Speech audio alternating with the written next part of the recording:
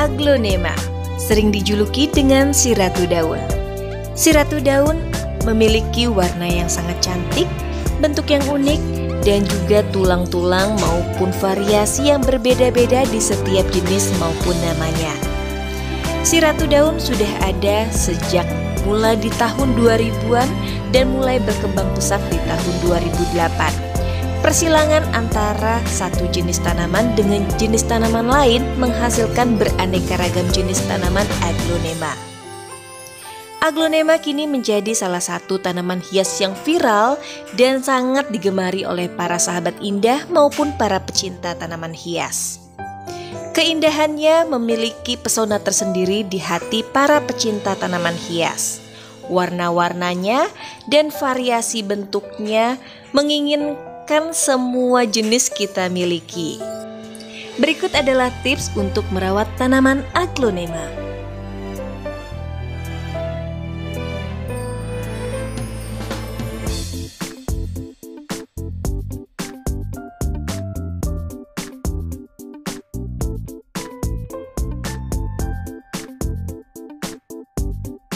Assalamualaikum warahmatullahi wabarakatuh. Selamat datang kembali dalam channel YouTube saya, Indah Sukmatasari.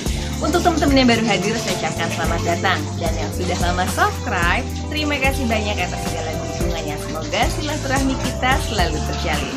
Amin. Hari ini saya akan mengajak para sahabat indah dan para pecinta tanaman hias untuk melihat sedikit dari koleksian saya, yaitu jenis aglo. Dan sekarang saya akan memberikan tips bagaimana cara merawat aglo. Apalagi di musim penghujan seperti ini, aglo banyak sekali mati atau membusuk. Bahkan ada yang lonyot terus tidak terselamatkan. Nah, bagaimana cara merawatnya, dan juga saya akan memberikan tips-tips apa pupuknya, penyiramannya seperti apa, dan bagaimana cara melihat media tanah itu yang baik dan benar. Jadi untuk para sahabat indah, jangan lupa untuk like, comment, share, dan subscribe. Thank you. Sahabat indah dan para pecinta tanaman hias, sebelum kita lihat tips dan trik cara merawat tanaman aglonema, maka nggak ada salahnya kalau saya mengajak para sahabat indah dan para pecinta tanaman hias untuk melihat-lihat sedikit dari koleksi aglonema yang saya miliki. Walaupun bukan tanaman aglonema mahal, namun aglonema murah pun ketika kita rawat dengan baik dan benar, maka akan menghasilkan rumpunan yang sangat indah sekali dan wajib kita nikmati untuk pandangan di dalam rumah. Hunian di satu rumah tidak bisa dikatakan asri apabila di dalamnya tidak ada tanaman yang tumbuh.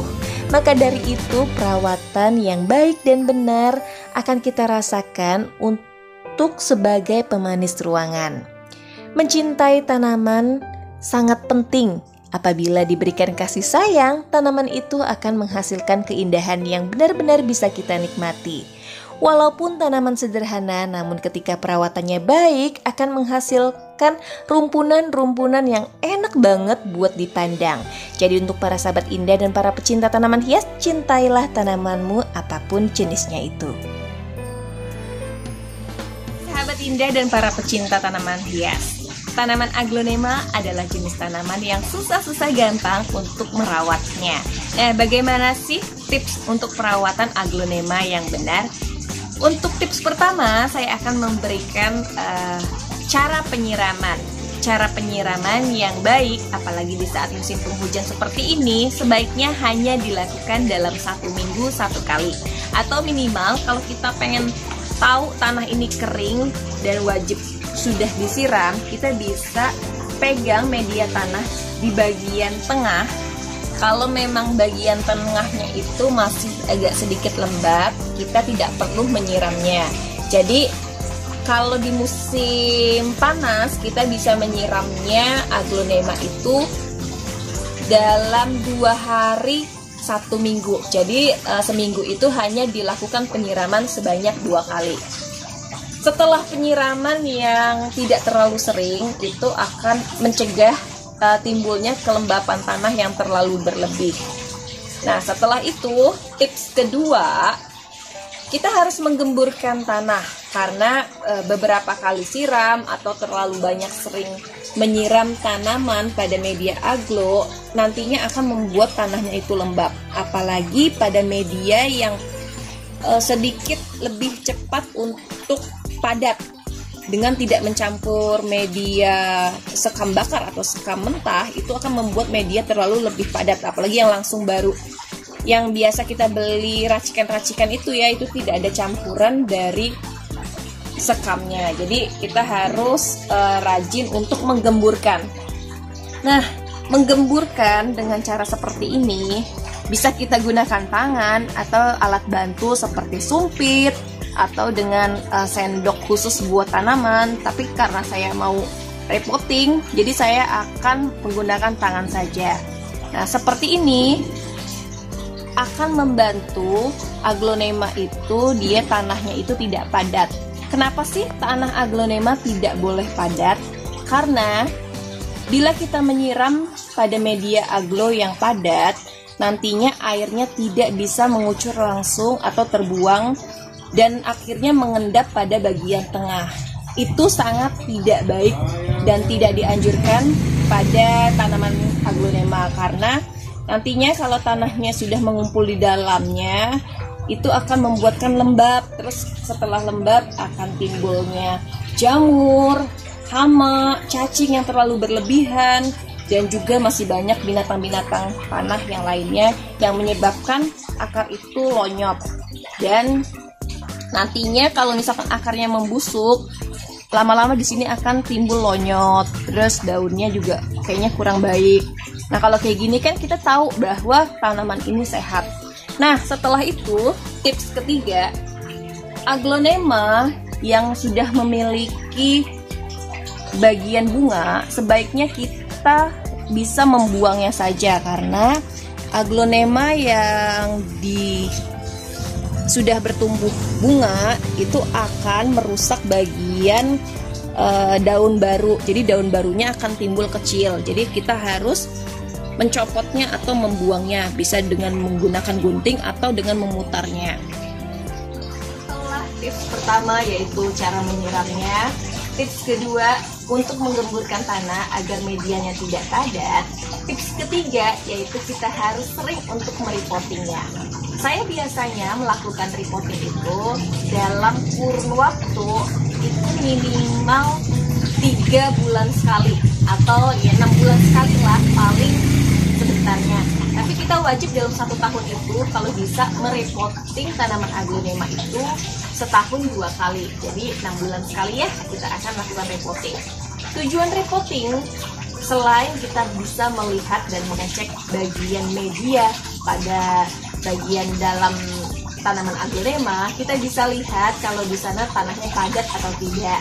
Setelah itu kita bisa melihat apakah ada bakteri atau hama, terus ada kutu, ada semut, atau bahkan ada cacing yang berlebihan.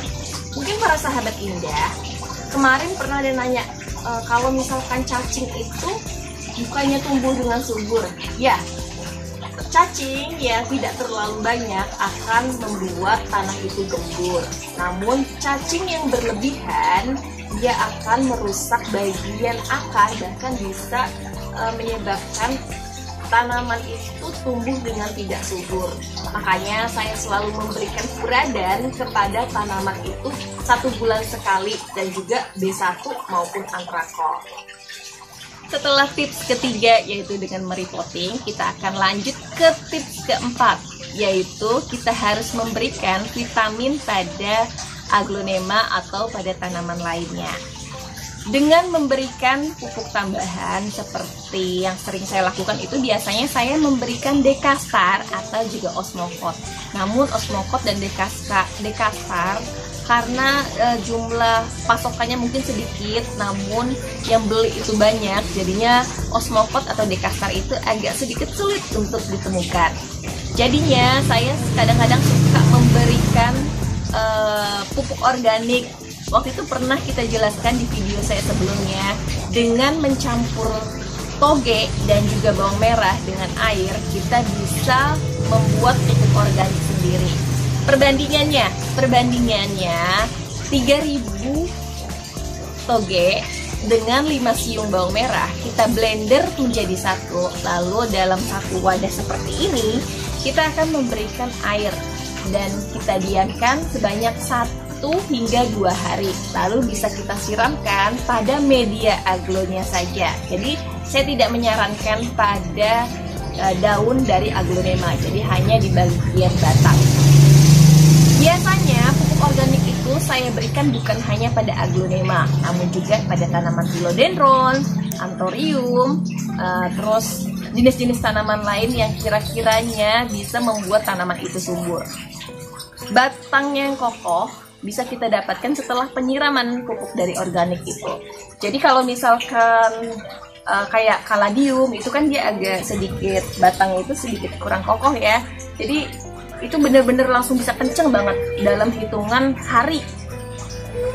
Nah setelah itu saya juga dalam 1 bulan sekali itu suka menyiramkan cairan B1 dan juga antrakol yang sudah saya larutkan kepada aglonema milik saya. Saya tidak memberikan NPK pada aglonema karena NPK bisa merusak dari warna aglonema. Jadi biasanya kalau NPK hanya saya gunakan pada tanaman anthurium, philodendron, dan juga tanaman hias lainnya yang kira-kira memang tidak berwarna. Tips terakhir yang akan saya berikan para sahabat indah dan para pecinta tanaman hias, kalau pengen aglonemanya warnanya itu cantik, daunnya mulus, terus warnanya juga lebih hidup, kadang malah bisa bermutasi, itu biasa saya gunakan itu dengan cara mengelap atau membersihkan daun dari kotoran-kotoran. Apalagi kalau seperti saya kan ditaruhnya di garasi ya. Nah kalau misalkan ditaruh di garasi itu pastinya akan ada debu, terus ada kotoran-kotoran lain. Bahkan kadang-kadang ada yang menempel itu ulat, yang biasa hijau-hijau ulat keker itu, dan itu akan bisa merusak dari tanaman. Nah gimana caranya?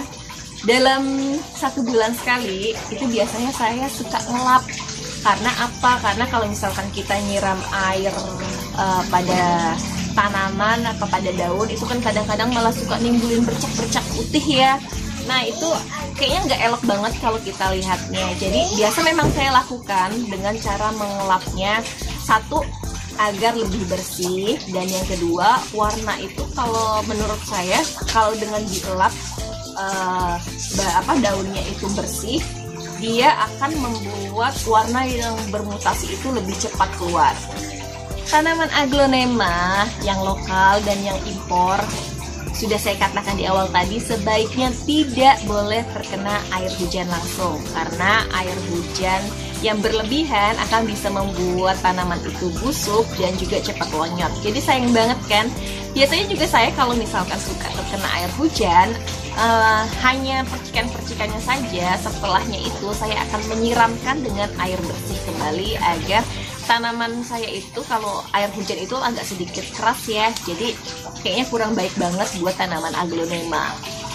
Nah sahabat indah dan para pecinta tanaman hias, itulah yang bisa saya berikan untuk tips merawat aglonema agar berdaun lebar, terus dia memiliki pertumbuhan yang baik dan juga perawatannya baik. Semoga saja para sahabat indah dan para pecinta tanaman hias bisa termotivasi, bisa terinspirasi, dan yang pastinya bisa merawat tanaman itu tambah semangat agar lebih mencintai tanaman. Kalau misalkan kita lihat tanaman kita tumbuh dan subur, pastinya kita akan semakin semangat. Nah, untuk itu jangan lupa untuk mencintai tanaman, karena mencintai tanaman berarti kita mencintai diri kita sendiri. Terima kasih banyak atas segala perhatian dan segala dukungan yang selalu diberikan oleh para sahabat Indah dan para pecinta tanaman hias.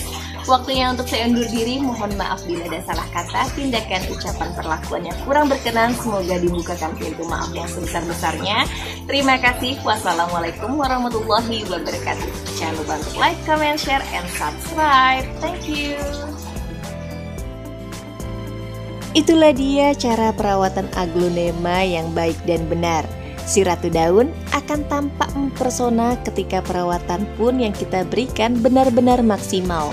Maka dari itu, para sahabat Indah dan para pecinta tanaman hias selalu berikan cahaya yang cukup dan juga cinta yang sangat banyak kepada para tanaman agar tumbuh dengan subur, karena mereka adalah makhluk hidup yang Allah ciptakan sebagai pemanis ruangan dan sebagai pelipur lara di kala saat pandemik seperti ini. Jadi untuk para sahabat Indah dan para pecinta tanaman hias, semoga kita semua diberikan sehat, selamat, panjang umur, dan bisa bersilaturahmi kembali pada video-video selanjutnya. Dan mohon selalu dukung channel ini agar berkembang dan semakin maju. Terima kasih banyak.